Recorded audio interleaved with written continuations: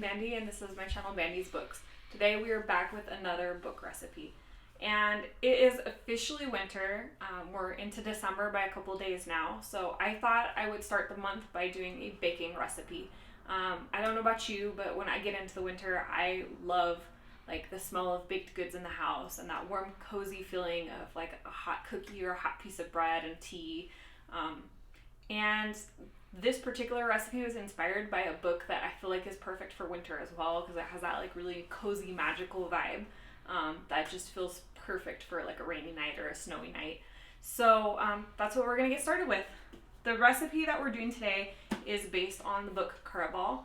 I'm actually currently reading this. I'm not even completely through it yet, but within like the first little bit of the story, a food item popped up and I thought, oh, that sounds like a fun thing to recreate. So I'm going to go ahead and read you the quote. It says, "Looks like someone is watching out for you." The mocking lilt had returned to Julian's voice. Scarlett tried to ignore it as she inched closer. Next to the clothes, on top of a gilded table, covered in moondials, a curvy vase of red roses sat next to a tray laden with fig bread, cinnamon tea, and a note. "For Scarlett Dragna and her companion. I'm so pleased you could make it. Legend." So, in this part of the world, figs are not really in season at the moment. I couldn't get any fresh figs. So I'm actually going to switch it up just a little bit and we're going to do date bread instead. Kind of the same flavor profile, a little different obviously, dried versus fresh. But it's yummy, it's inspired by this book, and I think it's like the perfect kind of a winter treat. You could eat it for breakfast, you could serve it like for dessert with like caramel drizzled over and a scoop of vanilla ice cream. It's a very like multi-purpose sort of a dish. I'm going to be making a larger recipe. The recipe that will be in the description is going to be for like a typical bread loaf pan. I'm going to make a full pan like this so that I can send it with my boyfriend to work and he can bring, you know, some yummy treats to his coworkers. So we're going to go ahead and get started. And if you haven't read Caraval, which I don't think there's too many people that haven't, at least it seems that way. When I announced that I was reading it, everyone was like, "You haven't read that yet?" But if you haven't, it's amazing. I'm halfway, a little under halfway through, and I just can't put it down. I'm really, really enjoying it. I can't wait to see how the game evolves. So let's get started with the recipe. To get started with this recipe, you need a handful of things. So I'm going to use a couple mixing bowls to prep out my ingredients and then mix them together. I have a whisk and a spatula and then a baking dish. And like I mentioned before, I am making a larger recipe. So for you at home, you're going to have like a typical bread pan that's going to be about this size. For ingredients, we have eggs, walnuts, some freshly brewed coffee, brown sugar, flour, some brandy, salt, vanilla. I'm using vanilla paste. You can definitely use vanilla extract if you don't have a paste at home. That'll be fine. Some butter, baking powder, baking soda, and dates.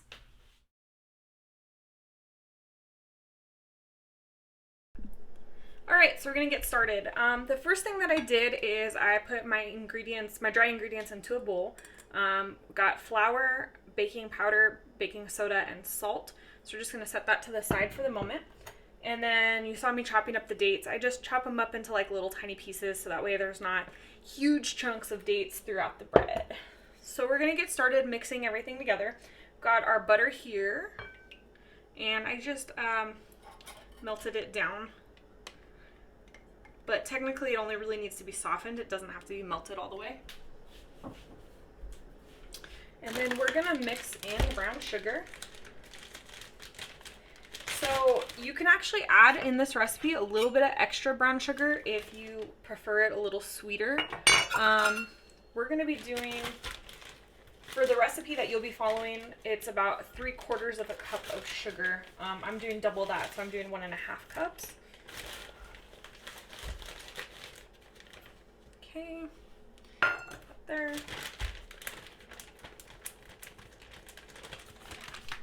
Way.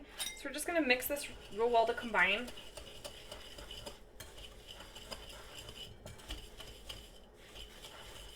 Okay. Just get our brown sugar all nice and wet.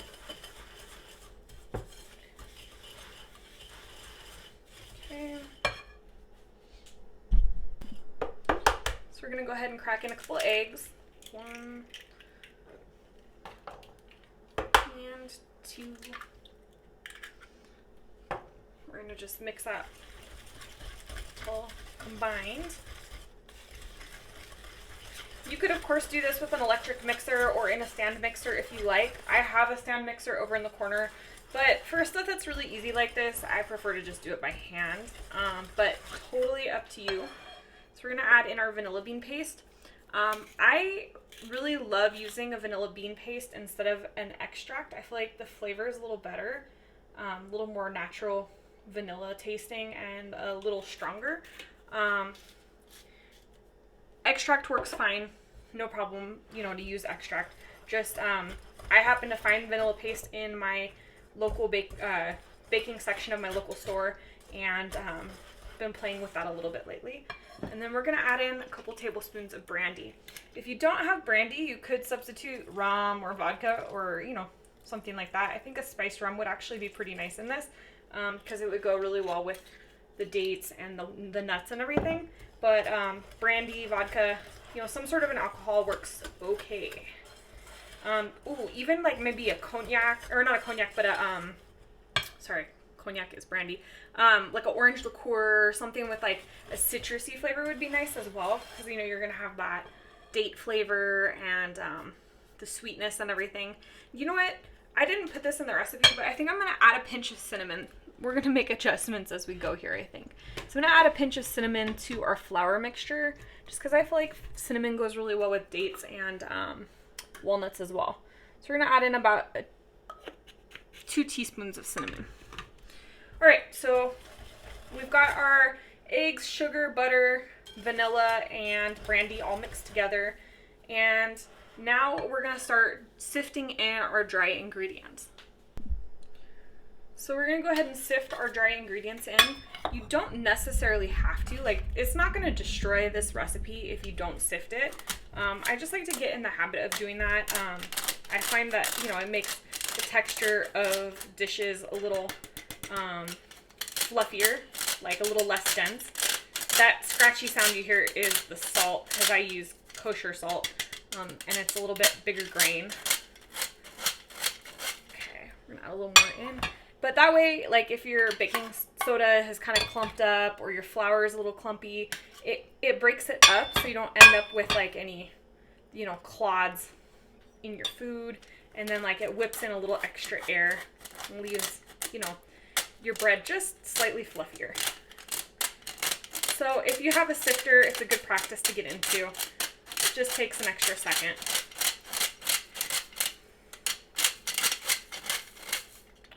As you can see, this is what I'm talking about. It's like you can see that the baking soda sometimes clumps up. So this ideally is going to take care of that for you. Make sure that it's evenly distributed. We'll just throw the rest of this in there. Some of it's going to escape from the bowl.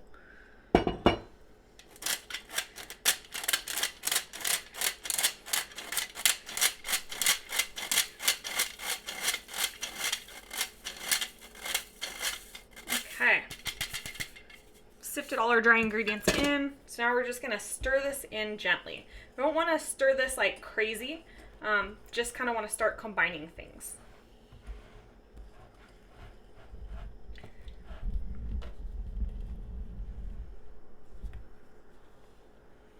Okay.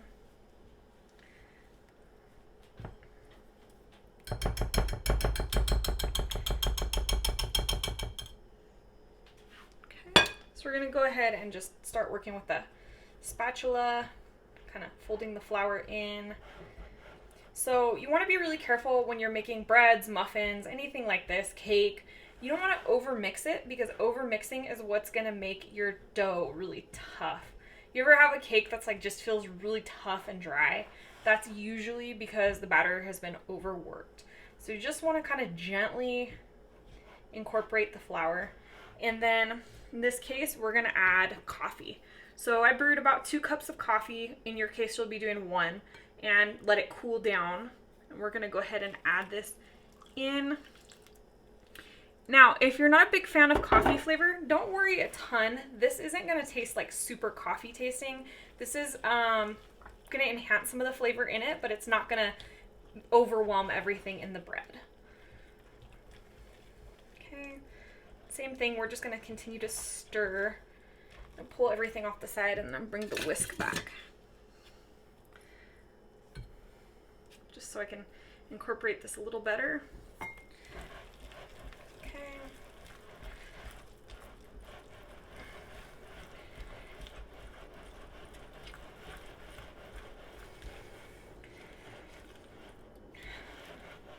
Man, this smells really good already, and it hasn't even started baking. I can smell all the coffee.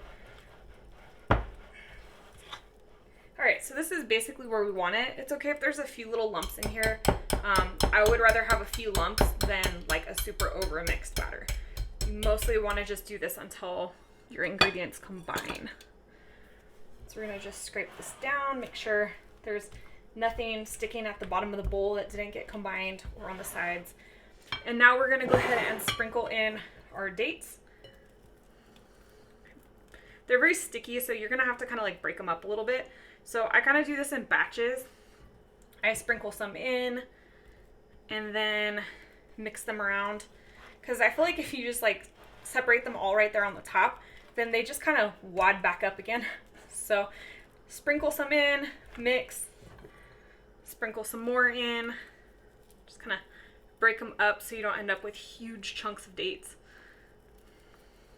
Okay.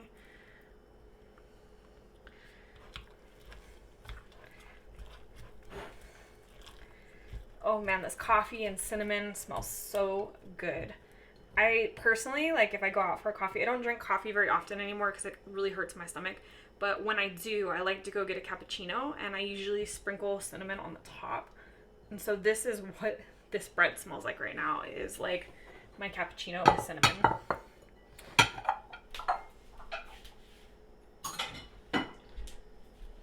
Okay, so we're just gonna go ahead and mix that all in. And then we're gonna add some walnuts. I suppose if you didn't have walnuts, you could do pecans instead. Sorry, snacking. You could do pecans instead, or almonds.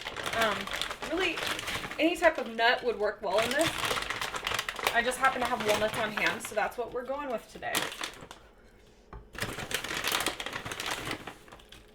And I like a lot of texture in my bread, so put a pretty decent amount in there. And again, just gonna fold this through, not gonna over mix.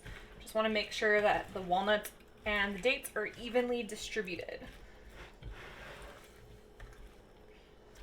All right, so that looks perfect. We've got our pan. Like I said at home, I think I've said this a couple times now, you're gonna be using a standard loaf dish for the single recipe. I'm doubling it, so that's why I'm using a bigger pan like this. We're gonna go ahead and grease our pan. I've just got some butter. You can use, if you have spray, you can use spray. That works fine as well. So we're just gonna make sure that all the sides are greased.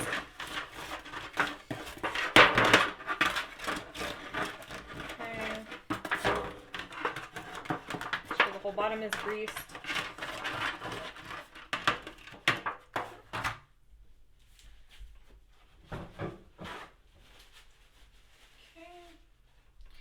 Now we're just going to go ahead and scrape our batter in.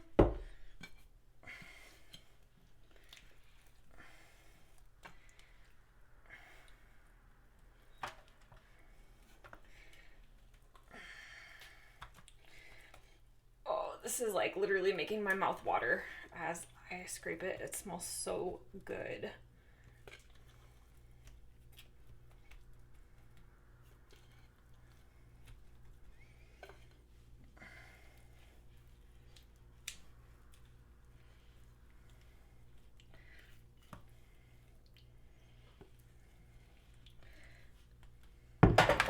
We're just gonna spread this out in here a little bit. Okay, I'm gonna go ahead and scrape all this goodness off the bowl. Don't want to waste a drop.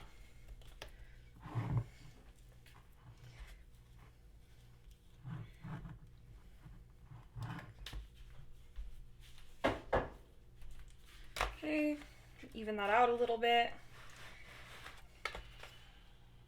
And then we're just gonna tap it a couple times just to make sure it kind of flattens out. Okay, and this is ready to go into the oven now. So our bread is all ready to go. We're gonna be popping it into the oven. I've preheated it to 350 degrees Fahrenheit, and we're gonna bake it for probably, we'll start at about 35 minutes and then check it. And then I expect to have to turn it and bake it a little bit longer. Definitely when I'm baking any kind of like cake, bread, muffins, anything like that, I feel like rotating it at least once is important just to make sure it's evenly cooked and evenly browned. All ovens have these random hot spots. Unless you have a really good convection oven, you're gonna run into this. So definitely plan halfway through the cooking time to give it a little turn, make sure that it's cooked properly, okay?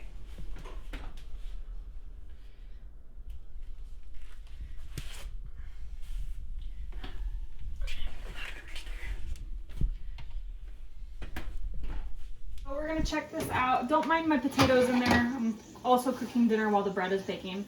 So this is looking pretty good so far. When you touch it, we can tell it's still a little liquidy in the center, but the edges are nice and firm. So we're gonna go ahead and rotate this, and I can actually see that it's getting a little dark on the edges. So I'm gonna pop this up a shelf. Just let that continue in there. And give this another maybe 15-20 minutes, and then we'll check and see if it's done. All right, so it's been about 15 more minutes. I can smell the bread. I can smell that it's done. I can smell kind of like a toasty, nutty flavor. So we're gonna pull this out, and this looks beautiful. You can tell it's all nice and golden brown. When you touch it, you can see there's no longer like mushiness in the center. So this is all nice and done.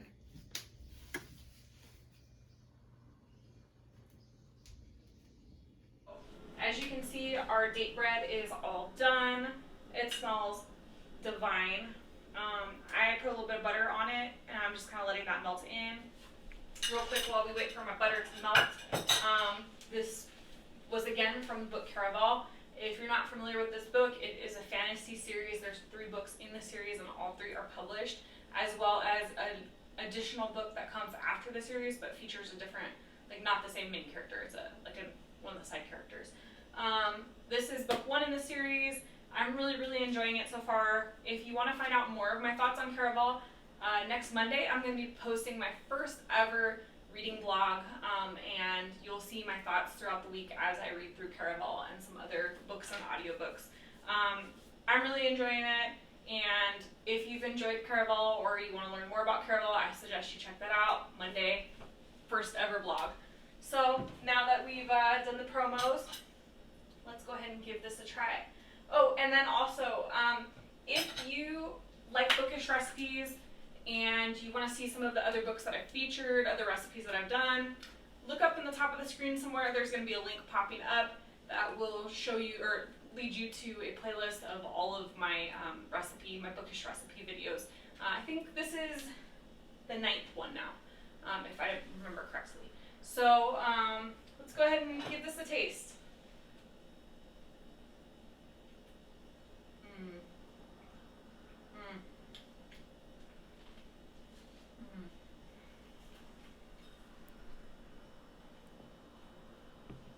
Not too sweet, nutty, a little bit of carameliness from the dates. The cinnamon was a good addition too.